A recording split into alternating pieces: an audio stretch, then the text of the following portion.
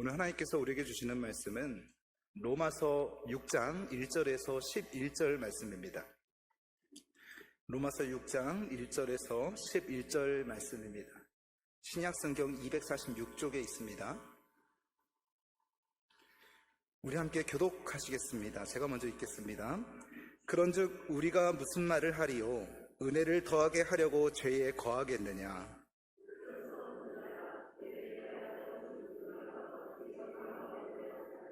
무릇 그리스도 예수와 합하여 세례를 받은 우리는 그의 죽으심과 합하여 세례를 받은 줄을 알지 못하느냐?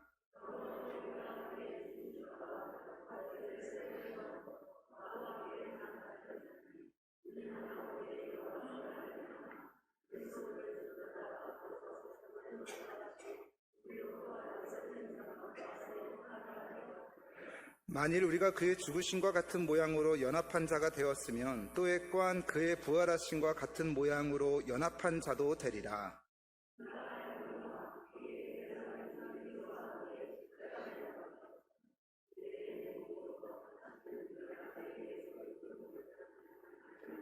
이는 죽은 자가 죄에서 벗어나 의롭다 하심을 얻었습니다.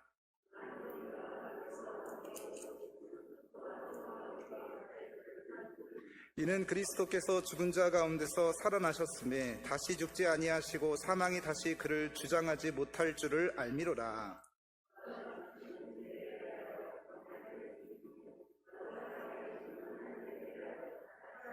같이 읽습니다. 이와 같이 너희도 너희 자신을 죄에 대하여는 죽은 자요 그리스도 예수 안에서 하나님께 대하여는 살아있는 자로 여길지어다. 아멘. 오늘 시간 말씀 위에 손을 얹고 선포하도록 하겠습니다. 이 말씀은 하나님의 말씀이며 살아있는 말씀이며 인생의 해답입니다. 믿으십니까? 오늘 시간 우리가 선언했던 이 말씀 그대로, 선언했던 말씀대로 우리가 이렇게 선포되어지는 은혜가 있기를 소망합니다. 저는 오늘 그럴 수 없느니라 라는 제목으로 하나님 말씀을 함께 나누도록 하겠습니다. 여러분, 제가 지난번에 오후 예배 때 은혜와 죄가 싸우면 누가 이긴다고 말씀을 드렸습니까? 은혜가 이긴다. 그것도 그냥 이기는 것이 아니라 넉넉히 이긴다고 말씀을 드렸습니다. 은혜가 죄를 넉넉히 이깁니다. 죄가 더한 곳에 은혜가 넘칩니다. 라는 이 복음의 메시지를 여러분께 함께 나누었습니다. 그런데 이런 복음의 메시지를 들으면 사람들이 반드시 하게 되는 그 다음 질문이 있는데 그 질문이 무슨 질문이냐면 그러면 은혜를 더하게 하기 위해서 우리는 계속 죄를 지어도 되겠네요? 라는 질문을 받게 되는 겁니다. 죄가 더한 곳에 은혜가 넘쳤다고 하니까 우리가 계속 큰 은혜를 구하려고 한다면 그러면 죄를 지어도 죄가 있는 곳에 은혜가 더욱 넘치니 계속 죄를 지어도 괜찮겠네요? 라는 이야기를 한다라고 얘기를 하는 거죠. 여러분은 어떻게 생각하십니까? 당연히 말도 안 되는 얘기다라고 생각하실 수도 있는데 오늘 사도 바울은 그 질문에 대한 답을 우리에게 이렇게 말씀해주고 있습니다. 오늘 본문 6장 1절 2절 말씀인데 한번 그 답이 어떤 답인지 한번 같이 읽어보겠습니다. 시작. 그런즉 우리가 무슨 말을 하리요? 은혜를 더하게 하려고 죄에 거하겠느냐? 그럴 수 없느니라. 죄에 대하여 죽은 우리가 어찌 그 가운데에 더 살리요? 자, 사도 바울도 어떻게 대답을 해주고 있습니까? 은혜로 구원받은 자가 또다시 죄를 짓는다? 이건 말도 안 되는 얘기다. 이거는 배은망덕한 얘기라고 이렇게 바울은 얘기해주고 있는 것처럼 들립니다. 그럼 여러분들에게 한 가지 말씀을 왜 있는 것처럼 들리냐라고 말씀을 드리냐면 여러분께 한번 질문을 좀 드릴게요. 어떤 질문을 드리냐면 여러분이 은혜로 말미암아 구원을 받지 않으셨습니까? 아멘이십니까? 예수 그리스도께서 우리를 위해서 십자가에서 죽으시고 부활하시고 승천하시고 다시 오실 것을 기다리는 그 은혜로 말미암아 우리가 믿고 회개하고 구원을 받게 되었다라고 얘기를 하는 거예요. 자, 그러면 오늘 이 사도 바울이 로마서 6장 1절 2절에서 말하는 것처럼 아니 그럴 수 없다고 죄에 대하여 죽은 우리가 은혜로 말미암아 구원을 받았는데 어떻게 또 죄 가운데 거할 수 있느냐고. 자, 근데 은혜로 구원을 받았다고 여러분들이 말씀을 드렸잖아요. 그런데 여러분 왜 계속 죄를 짓고 살아가세요? 바울은 그럴 수 없다라고 말을 하는데 왜 우리는 은혜로 말미암아 구원을 받았는데 왜 자꾸 계속 죄를 지으며 살아가고 있느냐고요. 어쩌면 우리가 혹시 구원받지 못한 것은 아닐까요? 오늘 본문은요, 이렇게 갑자기 분위기가 무거워져서. 오늘 본문은 로마서 가운데서도 굉장히 어려운 본문입니다. 참 이해하기가 쉽지 않은 본문입니다. 왜냐하면 은혜로 말미암아 우리가 구원을 받았는데 바울은 여기서 뭐를 얘기하고 있냐면 어떻게 은혜로 받은 구원받은 자들이 다시 죄 가운데 거할 수 있느냐고. 그럴 수 없다고. 그런데 우리는 여전히 죄를 짓고 있잖아요. 그래서 이해하기가 참 힘든 본문입니다. 자, 오늘 본문을 잘 집중하셔야지. 오늘 본문을 잘 이렇게 요리를 열심히 했는데 잘 들으셔야지 또 이게를 잘 이해할 수 있으니까 같이 한번 말씀을 좀 나눠보기를 원합니다.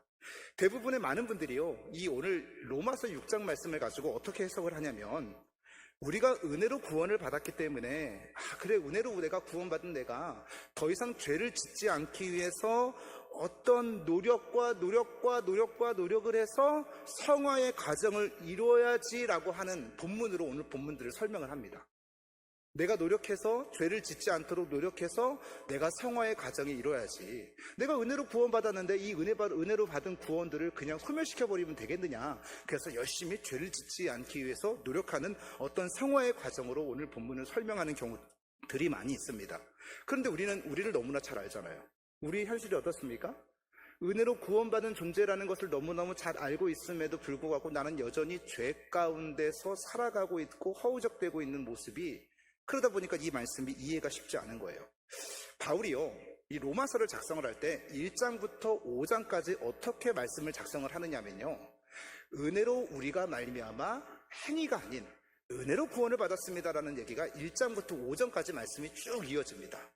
그리고 나서 6장에서 오늘 이 말씀을 하는데요, 행위가 아닌 은혜로 구원을 받는다, 믿음으로 구원을 받는다. 그리고 나서 6장에 와서 그럴 수 없다, 우리가 행위가 아닌 은혜로 말미암아 구원을 받았는데 어떻게 또다시 죄 가운데 거하느냐. 우리의 노력과 우리의 열심과 우리의 에너지를 가지고 다시 죄 가운데 거하면 안 된다, 이렇게 말하는 것처럼 보입니다. 근데 이렇게 말하는 것처럼 보인다고 말씀을 드리는 거는요, 이런 뜻이 아니라는 걸 여러분들에게 말씀을 드리는 거예요. 만약 그것을 얘기하는 거라면 사도 바울이 그 다음 장 7장에서요 바울도 마찬가지로 어떻게 해야 됩니까? 그럴 수 없느니라, 은혜로 구원받은 우리가 어떻게 죄 가운데 거하느냐고. 그럼 바울도 마찬가지로 죄 가운데 거하면 안 되지 않습니까? 근데 바울은 7장에서 뭐라고 얘기를 하냐면요, 7장 19절 말씀에 이렇게 고백을 하고 있습니다. 한번 같이 읽어볼까요? 시작. 내가 원하는 바 선은 행하지 아니하고 도리어 원하지 아니하는 뭐래인데요? 악을 행한다라고 얘기를 하는 거예요. 바울이 그렇게 고백을 하고 있습니다. 또 뭐라고 고백을 하고 있냐면 24절입니다. 24절에서도 또 뭐라고 고백을 하고 있냐면 로마서 7장 24절, 네, 같이 한번 읽어볼까요? 유명한 구절이죠. 시작. 오라, 나는 공고한 사람이로다. 이 사망의 몸에서 누가 나를?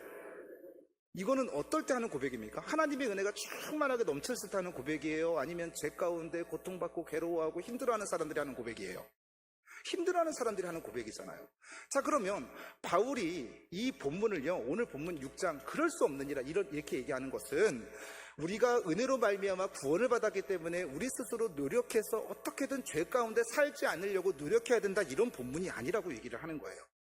자, 그러면 오늘 이 6장 그럴 수 없느니라, 이 본문은 무엇을 우리에게 얘기를 해주고 있느냐. 첫째로는요, 더 이상 죄의 통치와 죄의 지배를 우리가 받지 않는다라는 것을 기억하셔야 됩니다. 바울은 그런 뉘앙스로 오늘 본문에서 얘기를 해주고 있는 거예요. 지난번에 제가 우리의 삶 가운데 예수 그리스도를 주와 그리스도로 영접하고 믿음을 받고 구원을 얻었기 때문에 우리 안에 있었던 어떤 게 죄의 종노릇했던 우리의 옛사람이 은혜의 종노릇하는 새 사람으로 입었다고 말씀을 드렸지 않습니까? 은혜의 종노릇하는 새 사람으로 입었기 때문에 더 이상 우리가 죄 가운데 난 주 보혈 아래 있네, 그 어떠한 원수의 공격에도 더 이상 넘어지지 않네, 난 주 보혈 아래 있네 라는 선포를 우리가 했지 않습니까? 그러니까 죄의 종노릇했던 옛사람이 떠나가고 은혜의 종노릇하는 은혜가, 예수 그리스도의 십자가의 보혈이 우리의 삶 가운데 죄의 지배가 완전히 끝났다라는 것을 얘기를 해주고 있는 겁니다. 자, 그럼 본문 오늘 6장 1절 2절 다시 한번 읽어볼까요? 자, 시작. 그런즉 우리가 무슨 말을 하리요? 네. 시작.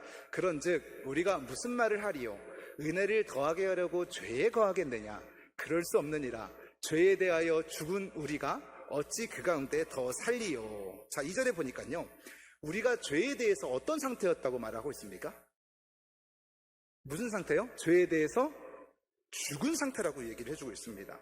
여기서 이 죽은이라고 하는 것은 히브리어 원어로 앞에 다네모 앞에 다노멘 이런 단어를 사용하고 있는데, 이 단어의 뜻이 죽은이라는 뜻인데 시제가 중요합니다. 어떤 시제를 사용하고 있냐면요, 부정과거 시제를 사용하고 있습니다. 되게 어렵죠. 부정과거 시제. 이 부정과거 시제가 어떤 뜻을 가지고 있냐면요, 더 이상 돌이킬 수 없는 상태를 얘기를 하는 거예요. 이미 모든 것이 결정이 돼서 다시 그거를 번복하고 싶어도 번복할 수 없는 상태가 돼버렸다라고 얘기를 하는 거예요. 자, 그러면 우리가 죄에 대해서 어떻게 되었다고요? 죽은 상태가 돼버렸다고요. 부정과거 시제라고 얘기를 하는 거예요. 우리가 다시 죄로 돌아가고 싶어도, 죄를 막 이 세상 가운데서 짓고 살아가고 다시 죄를 돌아가고 싶어도요, 우리는 갈 수 있다 없다? 갈 수 없는 상태가 돼버렸다는 거예요. 이게 바로 부정과거 시제예요. 내가 은혜로 말미암아 구원을 받았잖아요. 나 은혜로 받고 싶지 않아. 나 이런 것들을 버리고 난 여전히 죄 가운데 살아가고 싶어. 이렇게 돌아가고 싶어도요, 여전히 예수님을 주와 그리스도로 믿는 사람들은요, 그것을 번복할 수 없다라고 얘기를 하는 거예요. 그게 바로 앞에 다네모라는 이 부정 과거 시제를 사용하고 있다라는 겁니다. 좀 어렵죠? 그러니까 우리가 죄에 대해서 예수 그리스도와 함께 죽었기 때문에, 예수 그리스도와 함께 죽은 거예요. 이것을 다시 살려낼 수 없다. 돌이킬 수 없다. 우리가 또다시 죄를 지으려고 하고, 또 실제로 죄 가운데 거하고 있다 할지라도 우리가 더 이상 죄 가운데 거할 수 있는 존재가 아니다라고 얘기를 하고 있는 거예요. 죄의 영향력을 받을 수 없고, 죄의 지배를 받을 수 없고, 다시 말해서 죄에서 예수 그리스도로 말미암아 죄로 인해 죽었기 때문에 완전한 존재가 되었다라고 얘기하는 거예요. 그 자유함이 오늘 저와 여러분 가운데 또 한 번 있게 되시길 소망합니다. 자, 그러니까 나는 여전히 죄인이야. 내가 죄인인데 하나님이 그런 나를 기뻐하실까? 나를 보시고 감격하실까? 나의 찬양을 받으실까? 이런 거는요, 다시 옛사람으로 돌아가시는 거예요. 이제는 완전히 죽어버렸잖아요. 부정과거 시제. 돌아갈 수 없는데 여전히 그것을 로마서에서, 아니 하나님의 말씀이 우리에게 그렇게 해주고 있음에도 불구하고 나는 여전히 죄덩어리야. 죄로 인해서 하나님이 나를 구원하시지 않을 것 같아. 내 기도를 과연 들어주실까? 이렇게 생각하시는 부분들은요, 옛사람이 아직 덜 죽어서 그런 겁니다. 오늘 저와 여러분이 옛사람이 예수 그리스도로 함께 완전히 죄에 대하여 죽은 상태가 되시기를 주님의 이름으로 축원합니다. 그것을 믿으셔야 된다라고 얘기를 하는 거예요. 근데 우리는 이 말씀을 이해하기가 참 쉽지가 않습니다. 왜 로마서는 참 쉽지 않아요. 이 말씀을 왜 이해하기가 쉽지 않냐면, 죄 가운데 거하지 않는다고 했는데 우리의 상태가 어떻다고요? 여전히 죄를 짓고 있는 상태로 살아가다 보니까 이 말씀을 혼동해서, 그래 내가 노력해서 죄를 짓지 말아야지, 발부둥을 쳐서 짓지 말아야지. 우리 고등부 학생들과 함께 이렇게 수련회를 갔다 오면은요, 마지막에 결단하는 기도가 있습니다. 하나님, 우리가 성결하게 하여 주옵소서, 거룩한 삶으로 살아가기를 원합니다라고 막 기어하고 밤새도록 눈물을 흘리면서 기도하고요, 딱 집에 들어오면 어머니가 왔어? 야, 네 방 좀 치워. 엄마가 좀 치워주지. 오자마자 왔어? 야, 너 학원 가야지. 오늘 엄마 수련회 갔다 왔는데 학원 가야 돼? 야, 그러면 또 이제 갔다 오고 싸우고, 방금 그렇게 경건하고 거룩하게 살기로 결단했는데 왜 우리가 이 말씀을 자꾸 이해할 수 없냐면요, 죄 가운데 죄의 지배를 받지 않고 죄의 영향력 가운데 우리가 죽었다라고 얘기했음에도 불구하고 여전히 우리는 죄를 짓고 내 결단이 무너지고 넘어지다 보니까 이 말씀을 우리 마음 가운데 새기기가 어려운 거예요. 그래서 이 본문이 사실 어렵게 느껴지는 겁니다. 그런데 하나도 어려운 게 아니라는 거죠. 이 말씀이 잘 이해가 되지 않은 상태에서 이 김남준 목사님이요, 죄의 은혜의 지배라는 책에서 이렇게 이 글을 썼습니다. 제가 이렇게 들려드리면 잘 이해가 어려울 것 같아서 같이 한번 읽어볼까요? 시작. 만약 죄와 은혜가 신자 안에 함께 있는 것이 사실이라면 도대체 신자가 받는 구원의 실체는 무엇인가? 이런 질문들에 대한 성경적 답은 이겁니다. 신자에게 있어서 죄의 절대적인 지배는 종식되었으나 죄는 어떻다고요? 죄의 절대적인 지배가 우리 안에서 완전히 종식되었음을 믿게 되시길 소망합니다. 여전히 우리는 죄를 짓고 있지만 그래도 그 죄를 품어주시고 사랑해주시고 안아주시는 그 하나님의 은혜가 우리의 삶 가운데 여전히 머물고 있기 때문에 우리는 주보혈에서 자유함을 느끼며 살아가야 된다라고 얘기를 하는 거예요. 그렇다면 우리가 여전히 죄를 짓고 살아가는데 죄가 우리에게 더 이상 영향력을 끼칠 수 없다? 죄의 지배가 종식되었다? 그러면 죄의 지배라는 건 도대체 무엇이냐? 여러분, 죄의 지배를 받지 않는다는 것은요, 우리가 죄를 짓지 않게 되었다는 상태가 아닌 거예요.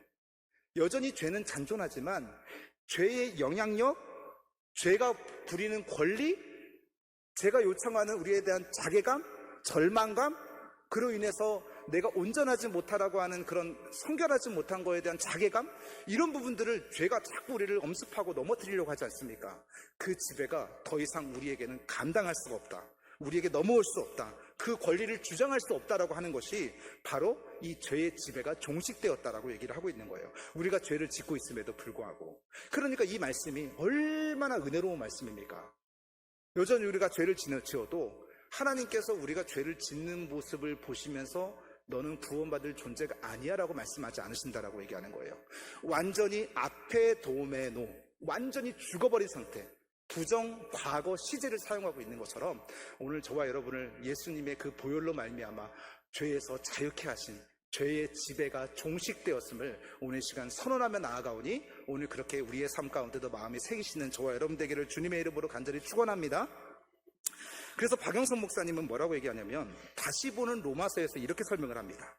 이것도 한번 제가 써봤습니다. 한번 같이 한번 읽겠습니다. 시작. 예수 안에서 얻은 구원을 제대로 누리지 못하고 늘 원망하고 다른 것으로 자신을 확인하는 바람에 안심과 불안, 자랑과 수치밖에는 왕복할 자리가 없는 한심한 인생인데도 우리는 구원 이전으로 돌아갈 수 없습니다. 그런 과거로 돌아갈 수 없습니다. 왜 그렇습니까? 이것이 바로 기독교입니다. 로마서에서 설명해주고 있는 내용들이 여기에 잘 기록되어 있는 거예요. 그러게 사랑하는 성도 여러분, 기독교는요, 다시요, 내가 남들보다 선을 이루어야 한다고 얘기하고 있지 않습니다.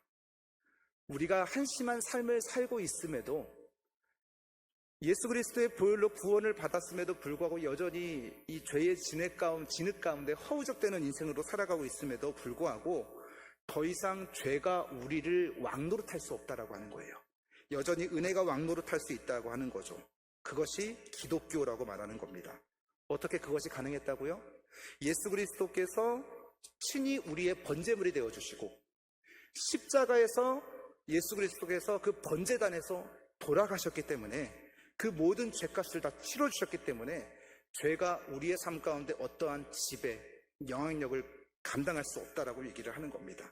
그렇기 때문에 오늘 저와 여러분 모두가 죄 가운데 거하지 않는 사람, 그 자유한 삶을 살아가게 되시길 소망합니다. 한 발 더 나아가서 우리가 더 이상 죄 가운데 거할 수 없게 되었다는 뜻은 무슨 뜻이냐면 우리가 예수 그리스도와 동행한다라고 하는 거예요. 우리가 예수님과 함께한다라고 하는 뜻을 가지고 있습니다. 자, 우리가 지금까지 이제 뭘 확실히 알았습니까?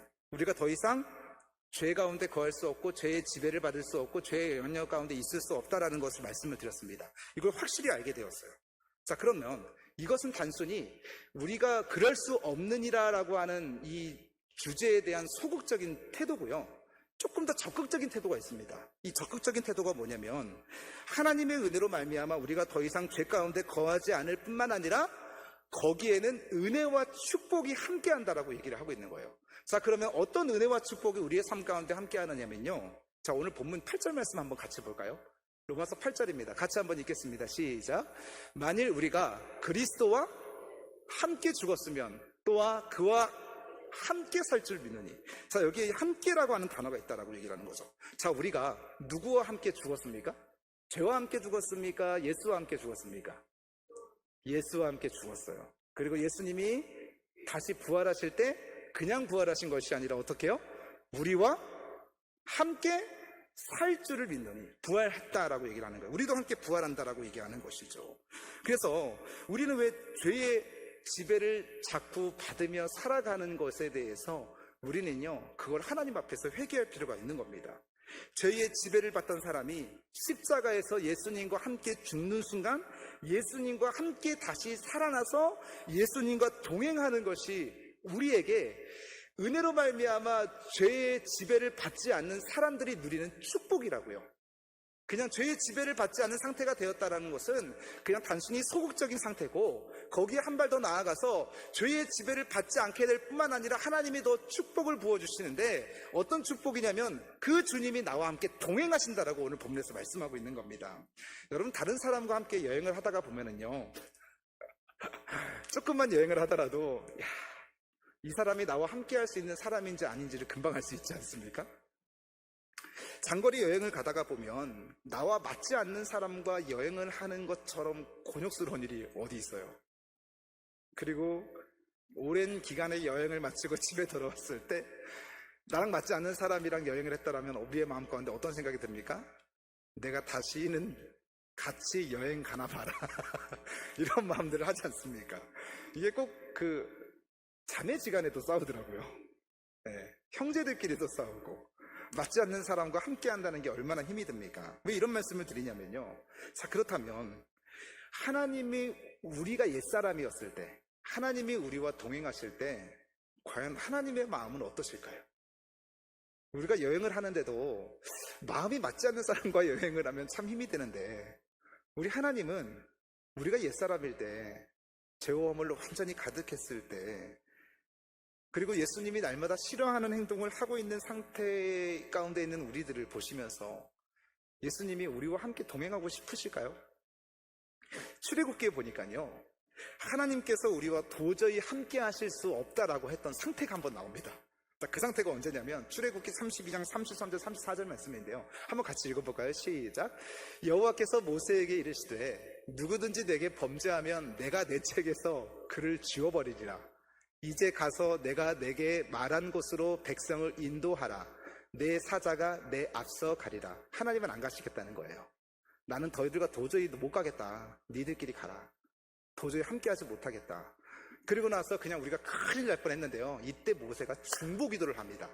어떻게 중보기도를 하느냐면요. 자, 16절 말씀 그 다음에 한번 같이 읽어보겠습니다. 시작. 나와 주의 백성이 주의 목전에 은총 입은 줄을 무엇으로 알리까? 주께서 우리와 함께 행하심으로 나와 주의 백성을 천하 만민 중에 구별하심이 아니니까. 이렇게 모세가 중보기도를 해서 하나님께서 마음을 돌이키세요. 자, 그런데 여기서 모세가 어떤 얘기를 합니까? 우리가 주의 은총을 받은 줄을 어떻게 알아요? 우리가 찬양을 부르죠. 여기에 모인 우리 주의 은총 받은 자여라. 근데 오늘 여기서 주의 은총을 받은 자의 비결이 나와요. 뭐라고 기록을 하고 있냐면요. 주께서, 다시 한번 틀어주시겠습니까? PPT를. 주께서 우리와 함께 행하심으로 나와 주의 백성을 천하 만민 중에 구별하심이 아니니까. 오늘 저와 여러분이 주님과 함께 하십니까? 하나님과 함께 하십니까? 이게 하나님과 우리와 함께 한다라는 게요, 내가 주의 은총을 받는지 안 받는지를 알 수 있는 척도가 된다라고 얘기를 하는 거예요. 오늘 저와 여러분이 모두 주님과 동행하게 되시길 소망합니다. 자, 그런데 이미 오늘 예수님께서 말씀을 하고 있으신 거예요. 뭐라고 말씀을 하시냐면요, 이미 우리가 주님과 동행하고 있다고요? 안 하고 있다고요? 하고 있다고요. 죄의 지배를 받지 않고 은혜로 말미암아 구원을 받았는데 더 이상 죄 가운데 거하지 않은 우리를 예수님께서 거기서 해방시켜주는 것만 끝나는 것이 아니라 어떻게 한 발 더 나아가서 우리가 동행하신다라고 얘기를 하는 거예요. 우리와 함께 하신다고 오늘 로마서 6장 8절에서 말씀하고 있지 않습니까? 하나님은요, 내가 구원을 베풀었으니까 이제 네가 노력해봐. 네가 알아서 살아가. 너 스스로 거룩하고 너 스스로 경건해. 이렇게 말씀하지 않으시고요. 구원을 받고도 여전히 선을 행할 줄 모르는 저와 여러분을 위해서 지금도 동행하시는 하나님이 날마다 죄와 허물로 인해서 무너진 우리의 모습들을 보시면서 그럼에도 우리와 동행하시는 하나님이 우리를 다시 세워주시고 일으켜주실 뿐만 아니라 우리를 죄에서 자유케 하셨다라고 얘기를 하는 거예요. 이보다 좋은 은혜로운 말씀이 어디 있습니까? 그렇기 때문에 우리가 죄에 거하지 않는다는 것은 내가 단순히 노력을 해서 죄를 짓지 않기 위해서 몸부림치는 인생이 아니라 언제나 나와 동행하시는 예수님이 나와 함께 하시는 것을 누리면서 살아가는 것이 우리가 주의 은총받은 자의 증거임을 여러분 마음 가운데 기억하게 되시길 소망합니다. 그래서 다음부터 이 찬양을 부를 때 주와 같이 길 가는 것 즐거운 일 아닌가. 즐거우십니까? 즐거울 수밖에 없는 거예요. 왜요? 죄의 지배에서 자유케 해주셨을 뿐만 아니라 여전히 죄를 짐에도 불구하고 그 예수님이 우리와 동행하셔서 여전히 은혜를 베풀어 주신 그 은혜, 그러니까 그로 인해서 우리는 어떨 수밖에 없는 거예요? 기쁠 수밖에 없는 거예요. 마지막 세 번째로 우리가 더 이상 죄에 거할 수 없다는 말이 무슨 말이냐면요, 이제 예수 그리스도와 완전히 연합이 되었다는 뜻입니다. 동행할 뿐만 아니라 더 나아가서 완전히 연합이 돼버렸어요. 여러분 인생 가운데서 가장 행복했던 기억이 언제십니까? 번뜩 생각이 나지 않으시면 행복했던 기억이 없는 거예요. 누가 저에게 가장 행복했던 기억이 언제십니까? 라고 물어본다면 저는요, 사랑하는 이와 온전히 연합을 했을 때가 가장 행복하다고 말할 수 있습니다. 사랑하는 이와 연합했을 때. 그런데 반대로 사랑하는 이와 연합이 깨졌을 때가 또 반대로 굉장히 불행해요. 결혼을 했는데 이건 연합된 것도 아니고 같이 사는 것 같은데 다른 마음으로 결혼한 것 같지 않으면서도 결혼한 것 같은 느낌을 가지며 살아가는 이 모습, 그리고 부부들은요, 물어보면 전혀 행복하지 않다고 얘기를 할 거예요. 그렇다면 죄와 허물로 망가진 우리가 어떻게 주님과 계속 동행할 수 있었을까요? 아까도 말씀드렸듯이 여전히 우리가 죄와 허물로 죽을 수밖에 없는 존재고, 그리고 마음에 들지 않는 사람과 여행을 가는 것도 힘든데 우리 주님은 어떻게 계속 동행할 수 있었을까?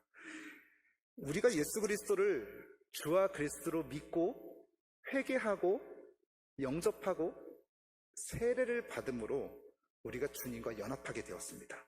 그래서 오늘 본문 3절에서는 뭐라고 말하는지 아세요? 이렇게 말씀하고 있어요. 자, 3절 말씀 한번 같이 읽겠습니다. 시작. 우리 그리스도 예수와 합하여 세례를 받은 우리는 그의 죽으심과 합하여 세례를 받은 줄을 알지 못하느냐. 다 세례를 받으셨죠?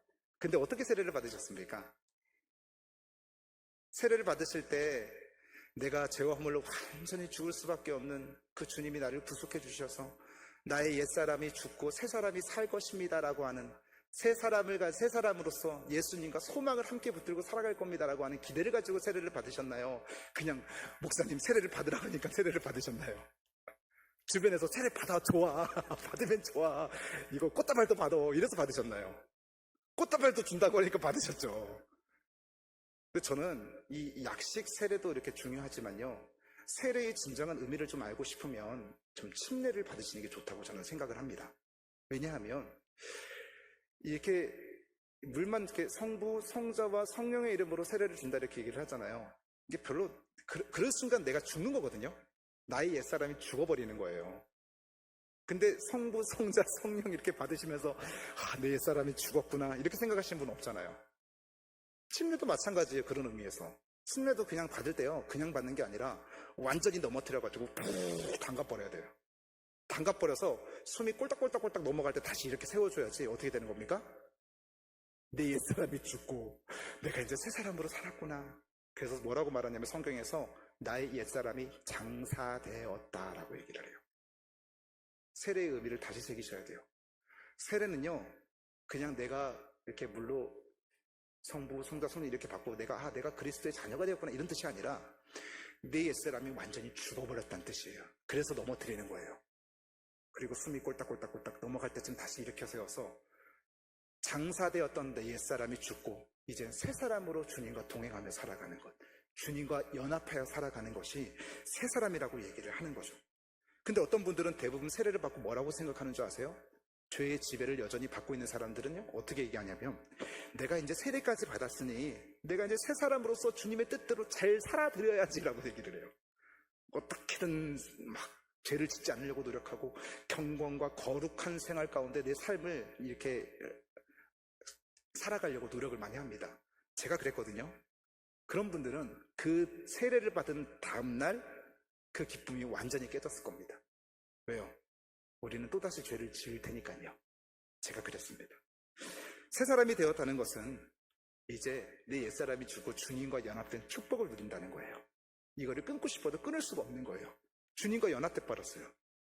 어떤 죄의 지배가, 죄책감이, 자괴감이, 또 모멸감이 죄로 인한 어떤 누군가가 수치를 준다 할지라도요, 우리는 끊어줄 수가 없는 거예요. 연합되어 있어서요. 절대로 끊을 수 없는 거예요. 마치 신랑과 신부가 연합이 되어져서 더 이상 떨어질 수 없는 상태로, 더 이상 끊어질 수 없는 거, 우리가 그 주님과 이렇게 연결이 되어 있는 거예요. 이게 새 생명 가운데 살아간다는 뜻입니다. 그래서 영생은 이렇게 얘기를 해요. 유일하신 참 하나님과 예수 그리스도를 아는 것이래요. 여기서 아는 것은요, 교제한다라는 뜻이거든요. 살아가면 어떻게 해요? 궁금해요. 교제하고 싶어요. 알아가고 싶어요. 날마다 교제를 나누는 게 그게 새 생명 가운데 사는 건데요. 이런 증거들이 그래서 성경에 많이 나옵니다. 예수님을 뭐라고 표현합니까? 신랑 되신 예수님이라고 표현해요. 그리고 교회와 성도들을 뭐라고 표현하냐면요, 신부라고 표현을 해요. 그래서 예배소서에 보면은 신랑 되신 예수님과 신부된 우리라고 얘기를 해요. 자, 그것도 신랑 신부의 비유를 가지고 예수님께서 말씀하셨어요. 자, 그런데 예수님께서 이 땅 가운데 오셔서 첫 번째 행하셨던 기적이 무슨 기적입니까? 가나의 혼인잔치예요. 왜 혼인잔치였을까요? 자, 요한계시록의 제일 마지막에도 봐요. 뭐라고 무슨 잔치가 벌어지는지 아세요? 어린 양의 혼인잔치예요. 와, 성경을 좀 많이 보셨군요. 그러니까 예수님은요, 신랑 신부가 연합된 것처럼 우리가 꼭 붙어 있기를 원하세요. 교제하기를 원하세요. 오죽했으면요, 성경에도 그런 혼인잔치에 대한 예와 그리고 예수님 자신을요, 신랑 되신 예수님이라고 표현을 하고 있어요. 그래서 그 주님과 연합되는 복이 우리가 은혜로 말미암아 그럴 수 없느니라. 더 이상 어떻게 죄 가운데 거할 수 있느냐? 그럴 수 없다. 그로 인해서 죄의 지배에서 결박을 시켜줬을 뿐만 아니라 우리가 복을 주셨대요. 어떤 복이요? 주님과 동행하는 복, 그리고 주님과 완전히 연합이 되어져서 절대로 끊어질 수 없는 복을 주님께서 우리에게 주셨다는 거예요. 이건 제가 얘기하는 게 아니에요. 성경에서 말씀하고 있는 거예요. 이 복을 다 받아 누리시는 저와 여러분 되기를 주님의 이름으로 축원합니다. 더 이상 죄에 질질 끌려다닐 필요가 없어요. 하나님의 은혜로 우리를 다 품어주십니다. 저는 설교를 정리하면서 앞에서 말씀드렸던 이 박영석 목사님이 감명 깊게 읽은 글 하나를 책에서 소개를 하는데, 어떤 부인이 어버이날에 기고한 글이었습니다. 어버이날에 글을 쓴 지은이는 매우 어린 시절에 가난한 환경에서 태어났답니다. 형편이 매우 어려워서 그의 어머니는 홀로 행상을 다니시면서 광주리에 과일이나 이 생선을 이고 다니시면서 자녀들을 키우셨답니다. 그러던 어느 날 그녀가 친구들과 학교를 마치고 길을 걸어가고 있는데 행상을 이고 있는 엄마를 만난 거예요. 엄마가 딸을 만났으니까 얼마나 반가웠겠습니까? 그래서 그 딸을 향해서 어머, 내 딸 학교에서 이제 돌아오는구나 라고 반갑게 인사를 했는데, 그렇죠. 그 딸은 어머니를 보고 부끄러웠는지 이렇게 말을 했습니다. 어머, 아줌마 누구세요? 그런데 그 어머니가 그 말을 듣고 이렇게 반응하셨대요. 그래, 아줌마 그냥 간다. 그래, 아줌마 그냥 간다. 이렇게 얘기를 하는 거예요. 자신을 창피하게 여기는 딸의 죄와 허물을 엄마는 기쁘게 끌어안는 거예요. 이게 신랑 신부와의 관계에서 이루어질 수 있는 연합인 거예요.